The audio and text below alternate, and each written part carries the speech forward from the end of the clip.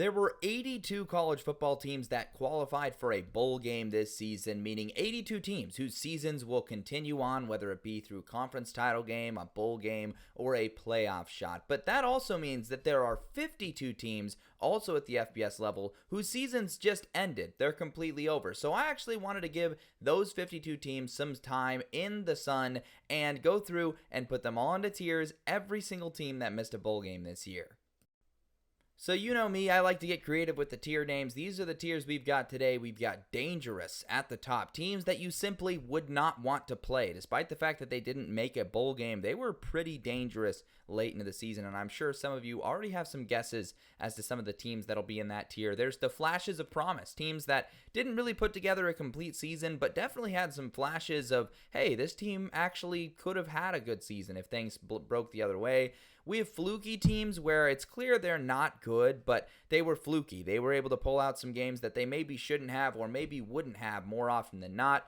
There's the teams that are just straight up bad, not good teams. They were bad this season. And then the bottom tier, that is reserved for the worst of the worst, teams that had utter disaster classes of a year. This bottom tier, the worst of the worst, is where we will start this video because these teams probably know they belong in this tier. They had a pretty disastrously bad season, and that's why they're the worst of the worst. New Mexico State, man, just a bad break for them. They were in the CUSA title game last year, but then Jerry Kill retires or resigns due to his health once again, and so this year was just a complete disaster. They were a terrible team, one of the worst teams in the worst conference in college football. Kent State went 0-12, following up a 1-11 season. Pretty insanely terrible from them. Southern Miss was the only team that finished with just one win on the season. They had one win over an FCS school, and that was it for them on the entire year. FAU fired Tom Herman, and like a couple other teams on here firing their coaches, Southern Miss fired Will Hall, Ball State fired Mike New. Kennesaw State fired their coach, which was a little bit surprising to see Brian Bohannon get fired because Sam Houston had a pretty bad season in their first year as an FBS team and then had a successful one this year. I mean, they're going bowling and almost made the conference title game. So Kennesaw State moving on from them, they were tragically bad.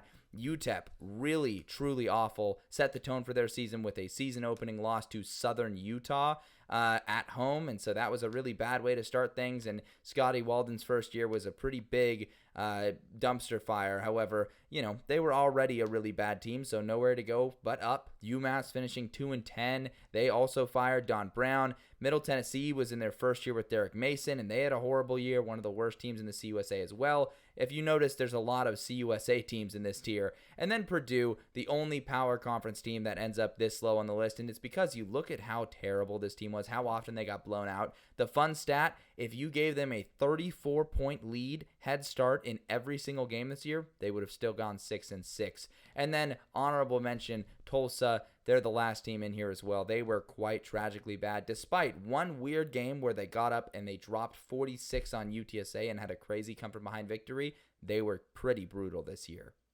From there, we move to the bad tier. These are teams that were also really bad, but maybe had one or two redeeming qualities about their season that don't put them in the bottom tier. Like Florida State, they beat Cal and they dominated their FCS opponent, which can't be said about every team in that bottom tier. And yeah, Florida State was pretty tragically bad, but at least they still, I think, would be favored against Purdue, and that counts for something. UAB was a team that looked like the worst in the entire FBS, and then they randomly won a couple of games and competed in a couple of games down the stretch. Same goes with Wyoming. They were 0-for. They lost to an FCS opponent in Wyoming, but they actually ended up winning 3 conference games later down the stretch, including a game over Washington State, which I guess technically was not a conference victory, but still good. FIU had some playmakers like Keon Jenkins, Eric Rivers. They had some bright spots this year and won a few games that some people maybe think they shouldn't have won. Nevada's a team in there that just had a tragically tough schedule, so they only win 3 games, but they were better than that indicated, and they had a signature win over Oregon State later in there. You see a couple of MAC teams in here, Eastern Michigan and Central Michigan. They were just pretty mediocre for a MAC team, which is bad through an FBS lens, and both missed bowl games, and both had some really low points this season. Oklahoma State was bafflingly, tragically terrible this year. However, they actually finished with more SEC wins than Mississippi State, who's also on this tier. And funny enough, Georgia State also had more SEC wins. So that's pretty funny. And those are pretty much the only things keeping the Cowboys and the Panthers from being in the bottom tier. We've got Troy in here who had a rough season but won like 3 Sunbelt games late as well. And it's kind of the theme and the pattern with a lot of these teams. Shout out to Akron for winning 4 games. I mean, this could have actually been considered a successful season for Akron because they won some weird games down the stretch there to finish at 4-8. And then there's Temple. Temple, another team that, at least was able to find something. They fired Stan Drayton, and they're showing investment. They just actually poached Casey Keeler from Sam Houston, which was a pretty big development. But as far as this season went, it was bad.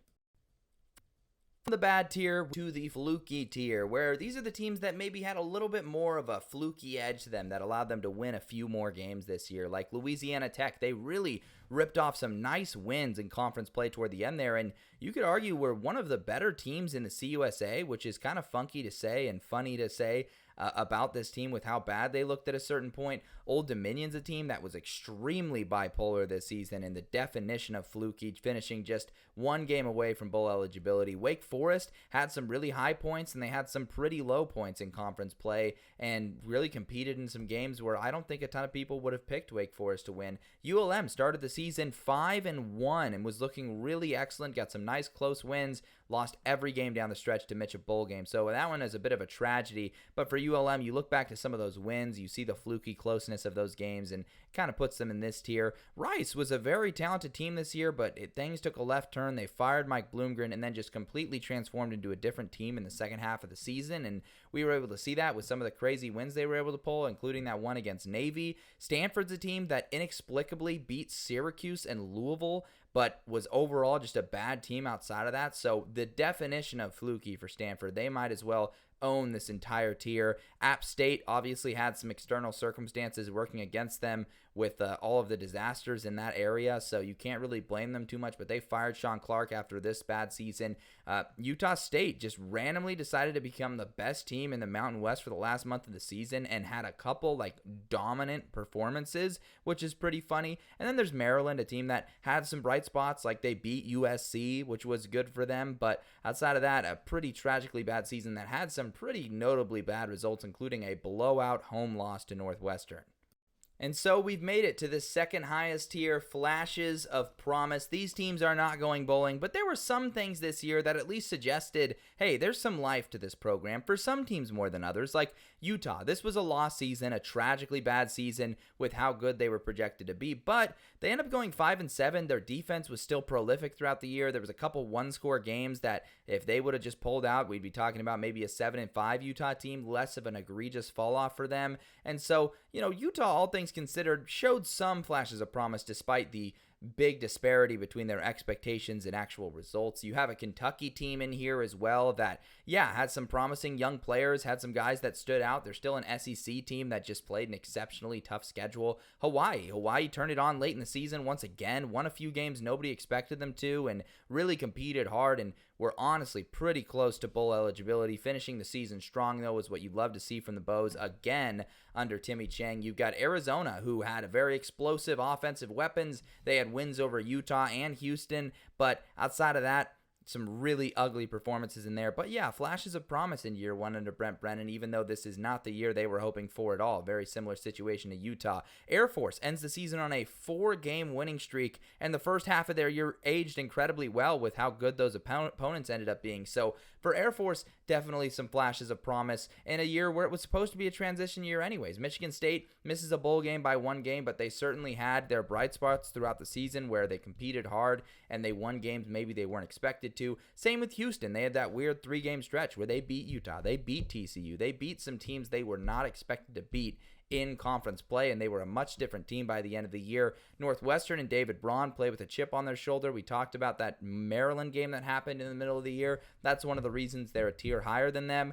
UCF had some bright spots, I think, earlier in the season where they looked like they could be a formidable team, but down the stretch, things obviously fell apart. But there were some flashes of promise, but it's not going to matter under Gus Malzahn anymore because he is gone. At Oregon State, they had a few games where they just randomly turned it on, like Washington State. Earlier in the year, they got a nice win over San Diego State. The Purdue win looked nice initially, but then obviously fell apart. And they had the double overtime win over Colorado State. So definitely some bright spots and flashes of promise for the Beavs, but definitely some low spots with the losses to Nevada and the loss to San Jose State and the loss to Air Force and stuff. Virginia's another team on here. Tony Elliott's squad was looking pretty hot early in the season. They competed in some games, but ultimately fell apart down the stretch. It was clear they had outperformed what their record should probably be early in the year. A disappointing 5-7 finish for them. New Mexico, Bronco Mendenhall's first season at the helm, they were pleasantly surprising. They competed in games people didn't expect them to. They won games people didn't expect them to throughout the season.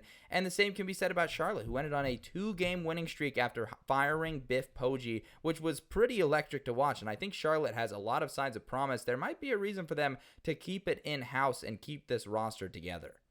We've hit the final tier, which is the dangerous tier. These teams are not going bowling, but certainly no matter what your status is, you could be a team that's in a bowl game, you could be a team that's in the playoff. You probably don't want to play any of these teams, or at least didn't in the month of November, because they were really turning it on. Kansas got 3 top 25 wins in the final month of the season and just completely spoiled several Big 12 contender seasons down the stretch. It was pretty remarkable to see them turn it on. Cincinnati was off to a hot start. They were 5-2. You look at some of their wins and you look down the stretch, yes, they lost 5 straight to end the season. They didn't get blown out in any of those games. They were in all of those games. Certainly could have pulled it off. They had a nice win over ASU earlier in the season as well. Cincinnati was still a dangerous team even with the way things went down the stretch.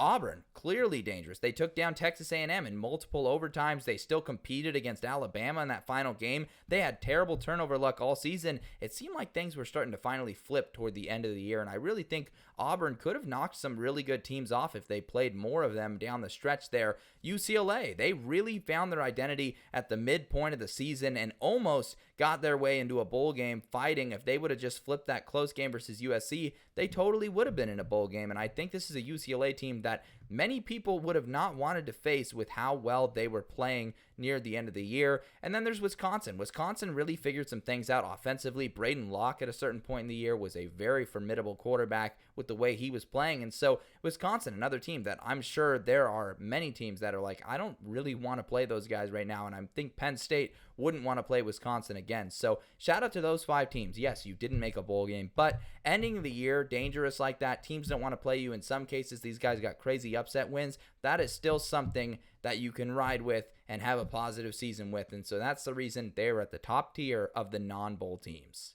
Hopefully you guys enjoy this video. If your team's not going to a bowl game, I know it can be tough to hit the offseason because people just stop talking about you during bowl season, but I got you. I'm here to talk about you guys. I'll probably do a full either tier list or ranking once the season is ended for absolutely everyone, but we definitely have bowl content, conference championship content, all that stuff coming up. I'll pick every game this weekend, which is only 9 games, but if you enjoyed the video, go ahead, like, comment, subscribe. Most importantly, subscribe. That's the only thing I really care about you doing, honestly, if you enjoyed the video, of course, and if you want to continue to get content like this. But that's all I got for this video, and I will see you guys later this week.